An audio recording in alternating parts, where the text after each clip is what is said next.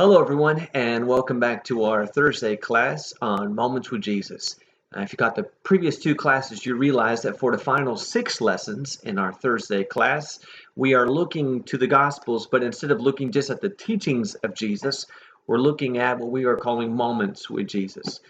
Different times when Jesus encountered different people, different individuals, and what those encounters teach us about Jesus, how he sees people, about our need for Jesus in our lives today. You know, one author said that no one who meets Jesus ever comes away the same, and I think there's a great truth to that. And no one who really honestly gets to know who Jesus is, who sees him and knows him through his word, will come away the same. We come away changed, better, refreshed, and renewed.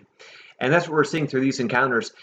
Today's encounter takes us to all four Gospels. Rather than just one isolated text, all four of the Gospels record the specific event. And that's one thing that makes it unique, is that this, aside from the resurrection, is the only miracle that's recorded in all four Gospels. It is the feeding of the 5,000. Now you may ask why. Out of all the miracles, why would this one be recorded in all four Gospels? Well, it could be because of the number of people who had witnessed the miracle. I mean, Matthew tells us that there were 5,000 men besides women and children, Matthew 14, verse 12. And so there might have easily been a crowd of 10,000, 15,000, or even more. And so one of the reasons, perhaps it's mentioned in all four Gospels, is just how large the miracle is. It's also very likely the very longest lasting miracle, because by the time it began and the food was distributed and passed out and eaten, it likely was the very longest in terms of just the process, how long it took to complete. Well, I just want to start with some background. I wanted to start with some background. Let's walk through the miracle and then pull out some thoughts, thoughts of application for us. In Mark chapter 6 in verse 30, it says that the apostles gathered together with Jesus and they reported to him all that they had done and taught. And so the apostles had just returned from the limited commission, and for the first time, Jesus had sent them out on their own to preach. And so part of what leads up to this miracle is the apostles returned from their preaching trip and are celebrating about the great victories that they accomplished for the gospel, for Jesus' sake. When you look over Matthew chapter 14, in Matthew chapter 14, in verse 12, it says that the disciples came and took away the body and buried it. And there they went and reported to Jesus. Now, when Jesus had heard about John, he withdrew from there in a boat to a secluded place by himself. And when the people heard of this, they followed him on foot from the cities. And it's talking about the death of John the Baptizer. He was killed by Herod and his wife for speaking the truth. And Jesus knew that all too soon the same thing would be happening to him. And so Jesus and the apostles wanted to withdraw and to spend some time in isolation after hearing about John's death, to withdraw and to reflect on the things that had happened.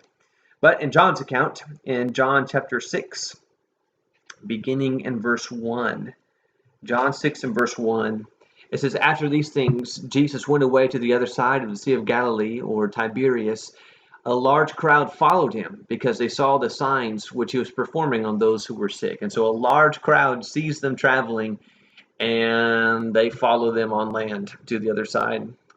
In Luke's account, Luke's the last of the Gospels, to give us maybe some context here, in Luke chapter 9 and verse 11.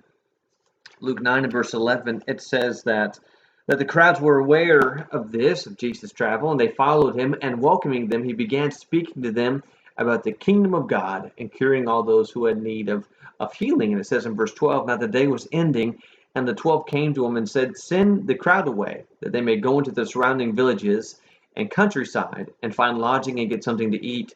For here we are in a desolate place.'" Excuse me. So Jesus receives those who came after him, and he teaches, and the subject matter of which he is teaching is consistent with what he has been teaching from the very beginning. He's teaching about the kingdom. And it gets late. It's in the evening, and the apostles do what they typically do, and that is, let's send them away. We don't have time, we don't have money, they need to get something to eat. We're in a desolate place, and so send them so they can go and get what they need. Let's just send them away. That's always what the apostles are doing, is rejecting and pushing people away. Well, Jesus responds to their statement about sending people away to their request, he responds with a question. Back in John chapter 6, you notice what Jesus says in verse 5. Jesus, lifting up his eyes and seeing that a large crowd was coming to him, said to Philip, "Where are we to buy bread so that these may eat?" This he was saying to test him, for he himself knew what he was intending to do. And so he asks a question to Philip. These people are coming. What are we going to do? How are we going to provide for them? And again, Jesus already knew. The text tells us Jesus already had a plan in mind. But he's asking this to test Philip. Well, Philip's answer is 200 denarii worth of bread is not sufficient for them, for everyone to receive a little. 200 denarii is a denarii was a day's wage, and so 200 days' wage wouldn't even be enough. That's a lot of money. You think about 200 days' wage, over half of a year's income wouldn't be enough to provide for this big of crowd. And he knows even for them to have a little. So Philip does a quick calculation in his head and says, no, it's impossible. It can't be done. He also knows that he's thinking in small terms. Enough for everyone to have a little. He's thinking about just give them enough. Just enough to get by. Just enough for them to not be so weary and they can go on their way. That's not in Jesus' mind. That's not what Jesus has in mind. There's a difference between Philip, who says just enough, and Jesus, who is intending for them to leave full, in abundance. And Philip's mind always the problem. Always the issue. It's impossible. Even though the answer is standing right there in front of him, even though the answer is standing right next to him. He's seen Jesus calm the sea. He's seen Jesus cure the incurable. He's seen Jesus turn water into wine, and he didn't say, well, we have so little, but hey, at least we have Jesus. At least we have Jesus. Walk by faith, not by sight. Well, Philip is walking by sight. Philip was led by sight. He was focused on the problem and not on God. Well, then in John's account, Andrew comes. And it says in verse 8 that one of the disciples, Andrew, Simon Peter's brother, said to him, there's a lad here who has 5 barley loaves and 2 fish, but what are these for so many people? And so Andrew comes, and he brings this boy to Jesus with 5 barley loaves and 2 fish. You know, oftentimes when you look at pictures of this, you get this impression of this big loaves of bread and these big old bass, right? Big fish.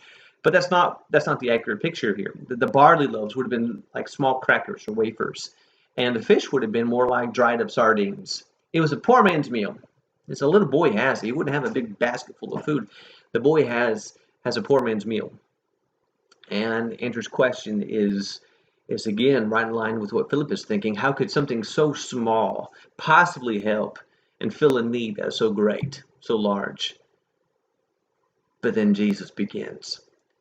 He has the people sit in groups of 100s and 50s. Mark chapter 6, 40 and 41 tells us that. And then John 6 and verse 11, before he does anything, he gives thanks. He gives thanks. And then all it says was that he kept multiplying the food. The apostles were the 12 waiters. That's probably why it took so long, because they had to get the food back and forth to all these groups of people, over 5,000. And Jesus keeps multiplying and keep multiplying. And Mark 6, 42 to 43 tells us that they all ate and they were all satisfied to their full. And Jesus just kept giving, They picked up afterwards 12 full baskets, 12, one for each apostle to see and to witness for themselves what heaven can do for earth's needs, how it can supply everything we need, and not just in small amounts, not just getting by as Philip thought, but heaven can supply earth's needs in great abundance.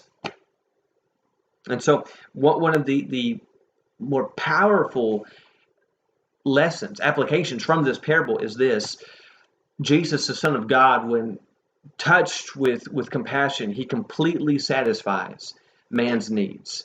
It's heaven's abundance pouring out for those who are in need.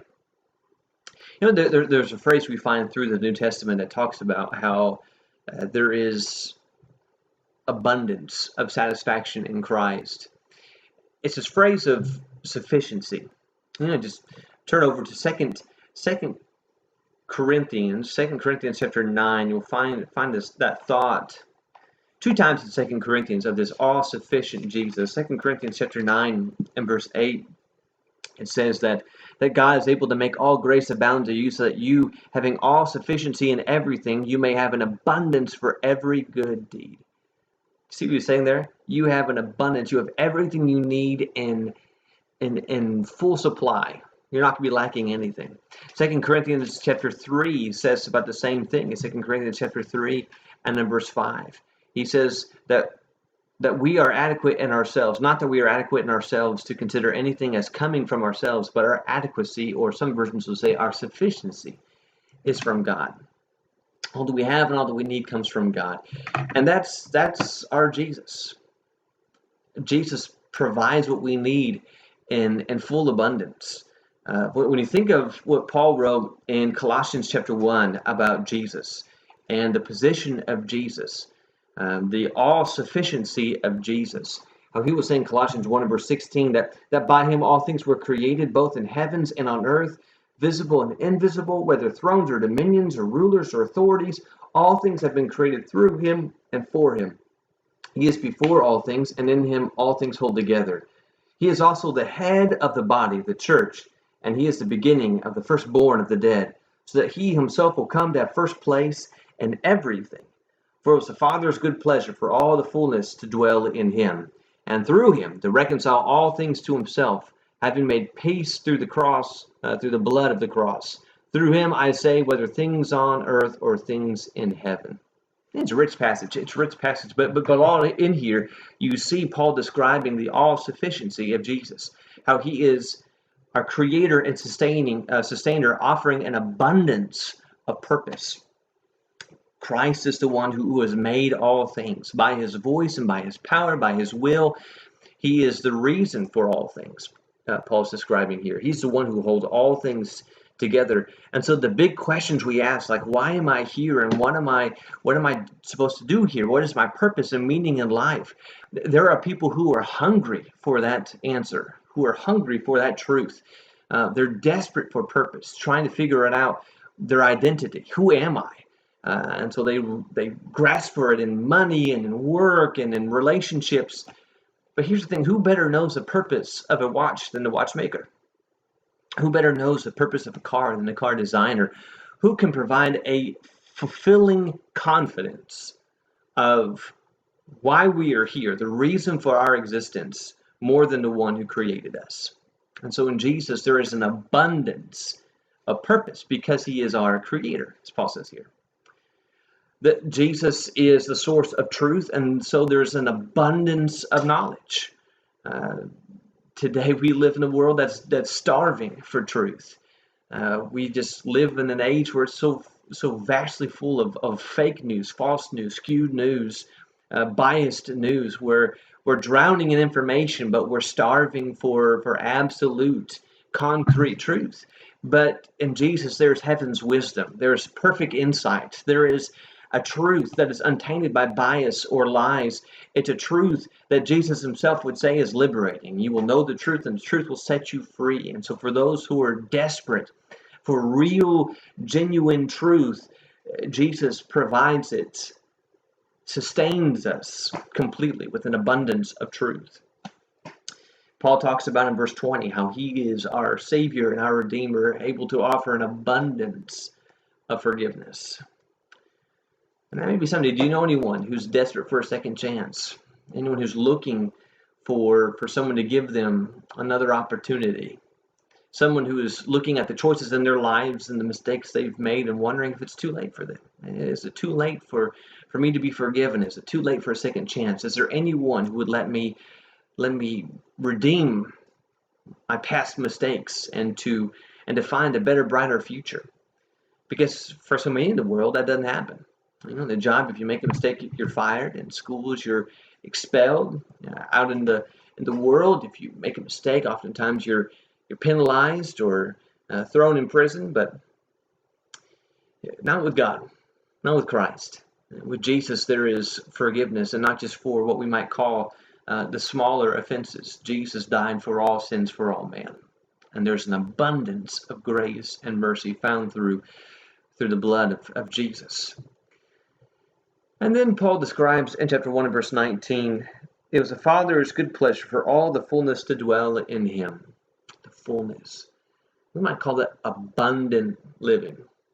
Right? You think of what Jesus said in John 10 verse 10, I came that they may have life and live it abundantly. Abundant life. Jesus is fully God, and what he offers us is not just a couple blessings here along the way from here to heaven.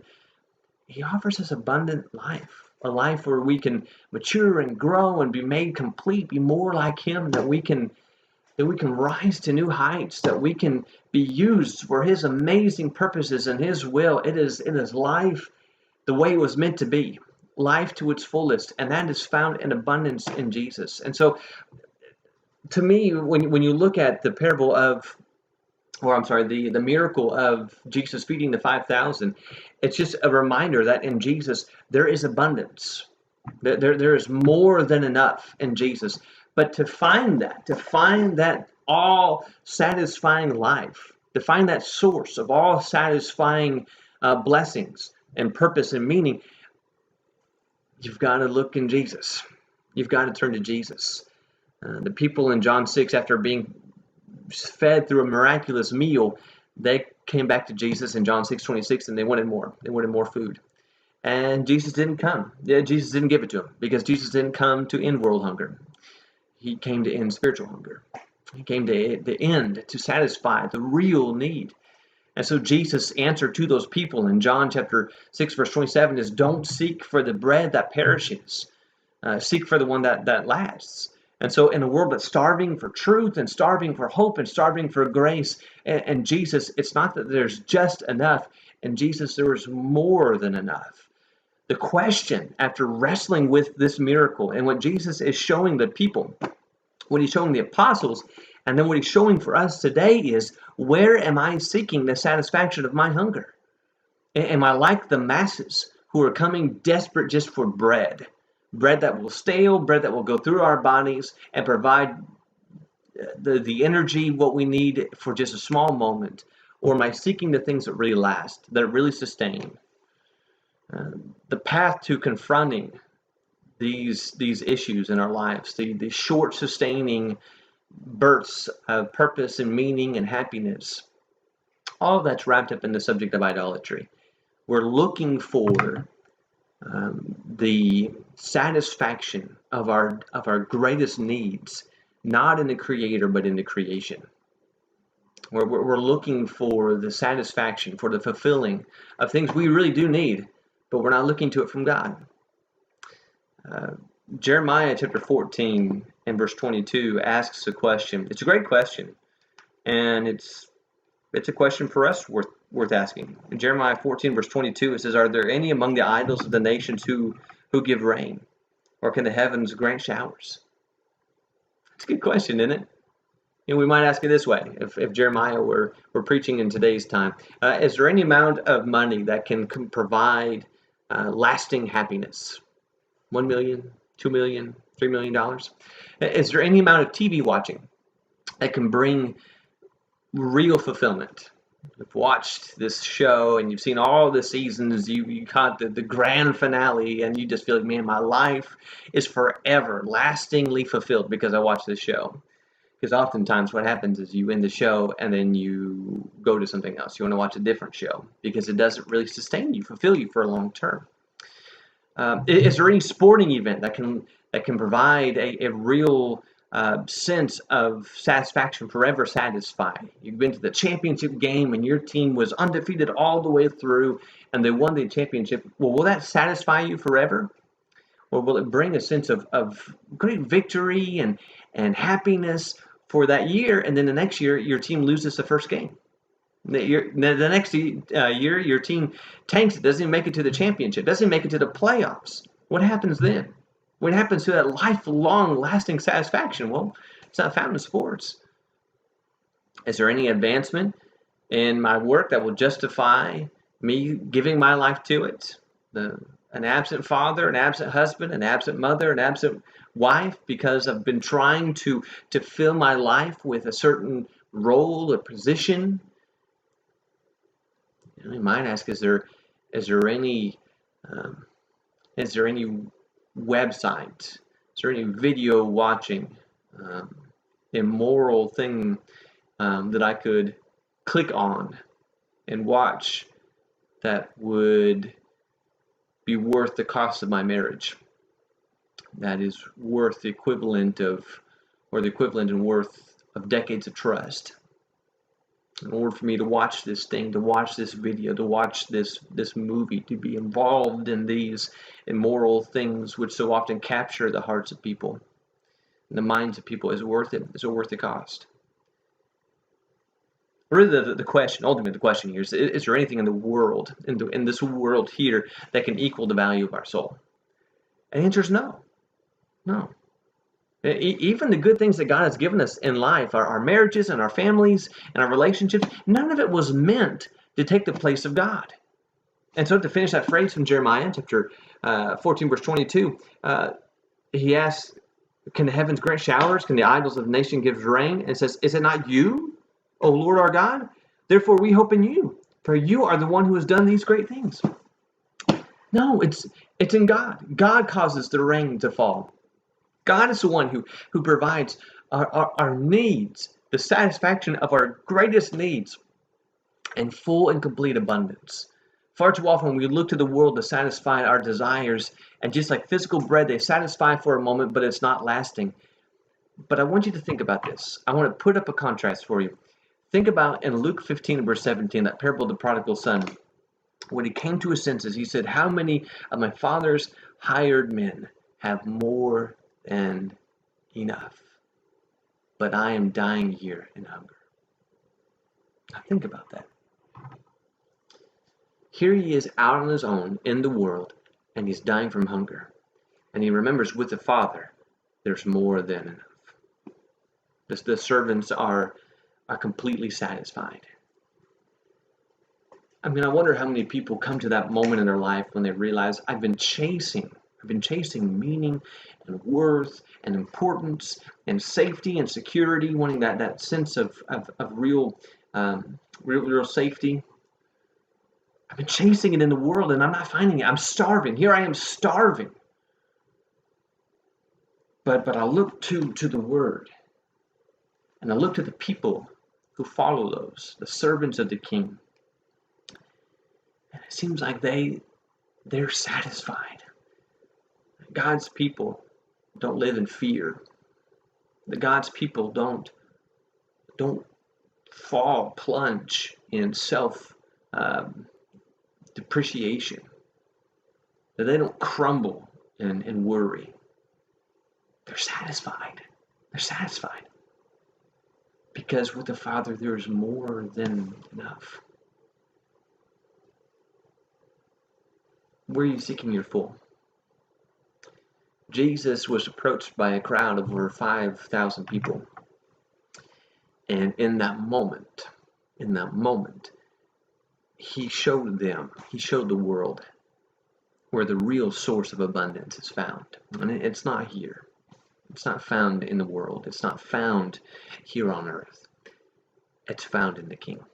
It's found in Jesus.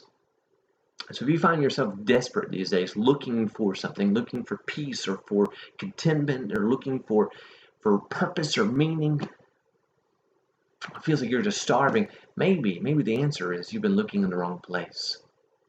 Because what you know from Jesus, what Jesus has shown us today, is that in Him, it's not just there's enough to get by. In Jesus, there's more than enough. Heaven's abundance for earth's every need. So the answer is, seek your full in Him. Thank you so much for studying with me. I hope this has been an encouraging study for you. We have 2 more lessons in this quarter's class, and then that'll be it. And so come back for our final 2 classes, and I look forward to studying with you again sometime soon.